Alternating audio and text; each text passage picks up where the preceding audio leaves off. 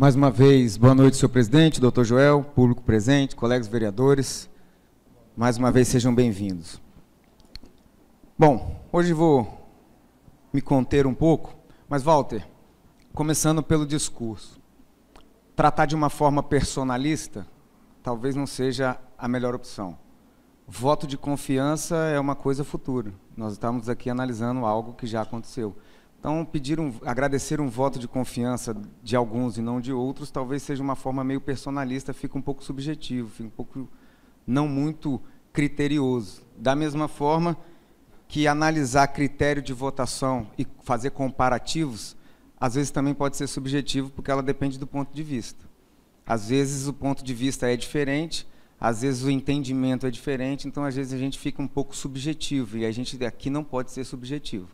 Subjetivar aqui talvez não seja a melhor opção, mas respeito, entendo e reconheço tudo que o senhor já fez pelo nosso município, tudo que já tem aí e é visto a olho nu, daquilo as qualidades todas que o senhor já pôde mostrar a esse município e a todos nós, de competências que o senhor tem para fazer. Agradeço mais uma vez a vinda aqui, o discurso e as palavras, e acho que nós temos que caminhar dessa forma, entendendo um processo democrático com maturidade e a gente poder trabalhar e conviver harmonicamente. A respeito da Terra Norte, eu não sei se o senhor me acompanhou ou prestou atenção, mas eu fiz um bom discurso aqui a respeito da Terra Norte, de muitos documentos que levantei, fiz a minha parte junto ao Ministério Público, mas fica também uma pergunta: por que não nos protegermos antes dos acontecimentos? Aquela empresa ela fez uma terceirização ilegal. Dentro do contrato não haveria a possibilidade de uma terceirização. Cadê a prefeitura? Cadê o fiscal? Poderíamos ter evitado o dano aonde chegou. Então, eu acho que a gente realmente tem que banir esse tipo de empresa daqui. Nós não temos que manter essa empresa aqui mesmo, ainda mais sendo prejudicial ao nosso município. Vou lutar por isso, mas também precisava ter os mecanismos legais de não chegarmos até onde chegamos. Mas concordo com o senhor e acho que Terra Norte deveria ser cancelado.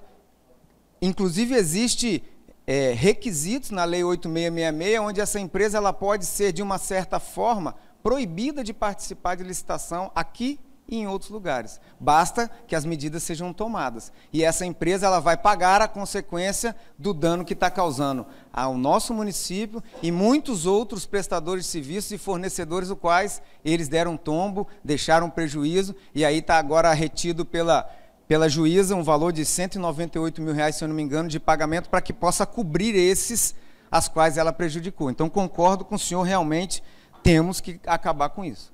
Temos que prestar atenção que o nosso município não suporta mais isso, principalmente em tempos de crise. Crise onde a arrecadação ela não está sendo satisfatória e ela precisa melhorar. E a gente precisa pisar no freio, a gente precisa reorganizar as coisas, porque a gente está vendo que o nosso município não está caminhando bem.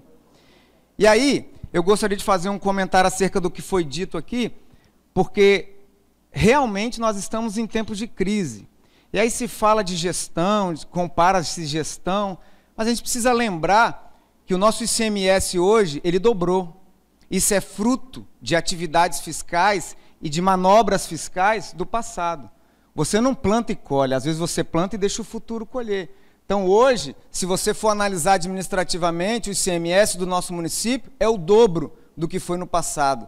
Foi agora que fez isso? Não, foi lá no passado, da época do seu Walter Potrates, da época do professor Ricardo, e que o Samuel está colhendo hoje. Talvez as palavras de volta podem ser assim: o cara de sorte, está colhendo o fruto de que alguém plantou.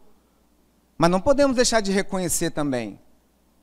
Falar de uma lei a respeito do alvará, de incentivar, eu já vi muitos de nós vereadores pedir isenção de alvará, renúncia de receita. Agora a renúncia de receita é ruim? O prefeito tomou atitude ruim até dia 20 de novembro? E aqueles que vão lá pedir renúncia de alvará de de João, de Maria? Aí pode. Para todo mundo não, mas para um ou outro pode. Aí eu ouço da areia. Pronto, acharam a desculpa da areia. A nossa hidrodinâmica é perfeita, graças a Deus.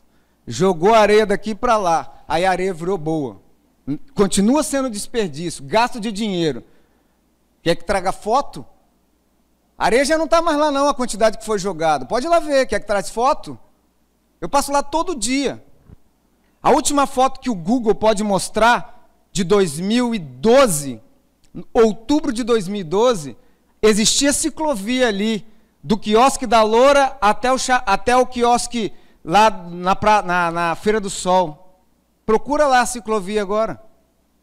Vai lá achar a ciclovia. A areia não tomou asfalto não, então eu sou louco, eu não consigo enxergar, porque para mim a areia está do outro lado, na areia, lá na outra calçada.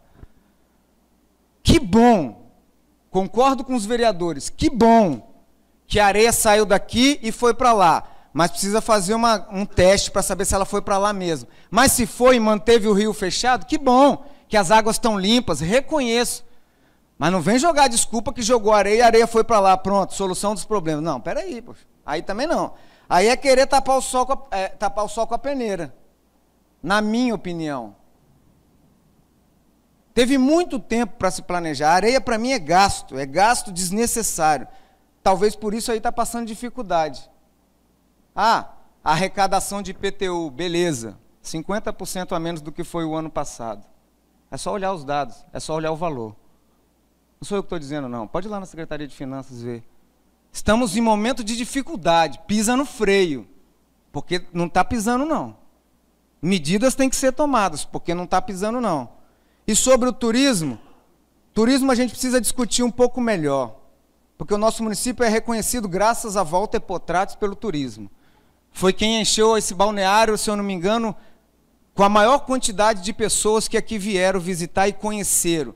Piúma entrou no mapa, por causa de Walter Potratis. Precisamos reconhecer. Mas esse mesmo turismo extrapolou o orçamento por 3 anos seguidos. Não sou eu que estou dizendo, são as contas. Falta de planejamento. Precisou de remanejamento para gastar a verba. Então a gente precisa planejar. Qual é o turismo que a gente quer? Quanto que vamos gastar? Como vamos gastar? É o suficiente? Mas reconheça que nossa cidade é turística. Ela precisa de investimento mesmo, e não é gasto, é investimento, para que o turismo esteja de qualidade. Mas não precisa também ficar rompendo o planejamento todos os anos. Ou não tem planejamento, ou não é o turismo da melhor qualidade. Mas o turismo precisa. Tinha muita gente aqui, muita. Graças a Deus não tinha em nenhum outro lugar. Aqui tinha, todo mundo veio para cá. Que bom, temos que reconhecer.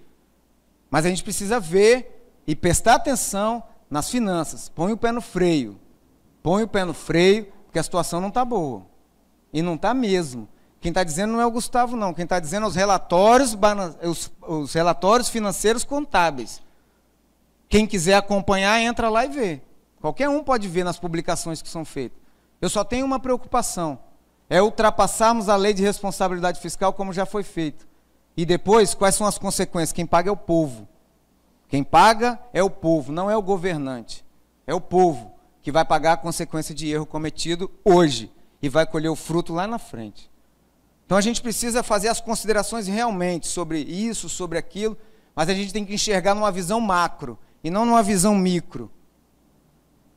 Quer falar? Enxerga maior, olha de cima, não olha só na sua visão, conversa com as pessoas, ouça outros, não forme uma opinião própria, exclusivista, personalista. Eu acho que a gente precisa um pouco ouvir, e aí formar a conclusão através de várias cabeças pensantes e não uma só. Essas são as minhas palavras por hoje, uma boa noite a todos, Deus abençoe a cada um de vocês.